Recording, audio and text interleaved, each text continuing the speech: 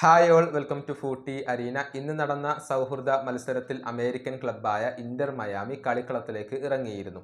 എതിരാളികൾ ഹോണ്ടുറാസ് ക്ലബ്ബായ CD ഒളിമ്പിയയായിരുന്നു. മത്സരത്തിൽ തകർപ്പൻ വിജയമാണ് ഇന്റർ മയാമി സ്വന്തമാക്കിയിട്ടുള്ളത്. എതിരില്ലാത്ത 5 ഗോളുകൾക്ക് ഈ ക്ലബിനെ പരാജയപ്പെടുത്താൻ ഇന്റർ മയാമിക്ക് കഴിഞ്ഞിട്ടുണ്ട്. ലയണൽ മെസ്സി ഈ മത്സരത്തിൽ മികച്ച പ്രകടനമാണ് നടത്തിയിട്ടുള്ളത്.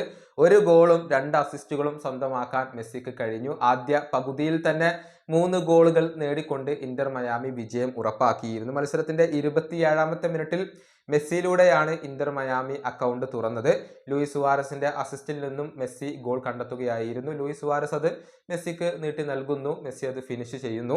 ഇനി 45ാമത്തെ മിനിറ്റിൽ ഫെഡറിക്കോ റിഡോണ്ടോ ഇന്റർ മയാമിക്ക് വേണ്ടി മറ്റൊരു ഗോൾ കണ്ടെത്തിയിരുന്നു. അതിന് അസിസ്റ്റ് നൽകിയത് ലയണൽ മെസ്സിയാണ്. പിന്നീട് ആദ്യ പകുതി അവസാനിക്കുന്നതിന് തൊട്ടു മുന്നേ നോവ അലൻ മറ്റൊരു ഗോൾ കൂടി ഇന്റർ മയാമിക്ക് വേണ്ടി നേടി. ആ ഗോളിന് അസിസ്റ്റ് നൽകിയതും ലയണൽ മെസ്സിയാണ്. അങ്ങനെ ആദ്യ പകുതിയിൽ തന്നെ 3 ഗോളുകൾ നേടാൻ ഇന്റർ മയാമിക്ക് കഴിഞ്ഞു. പിന്നീട് 54ാമത്തെ മിനിറ്റിൽ ലൂയിസ് സുവാരസ് മറ്റൊരു ഗോൾ കണ്ടെത്തി. ക്രമാശിയുടെ അസിസ്റ്റിൽ നിന്നായിരുന്നു ആ ഒരു ഗോൾ പിറന്നിരുന്നത്. പിന്നീട് 63ാമത്തെ മിനിറ്റിൽ ലയണൽ മെസ്സിയെ പരിശീലകൻ പിൻവലിക്കുകയും ചെയ്തു.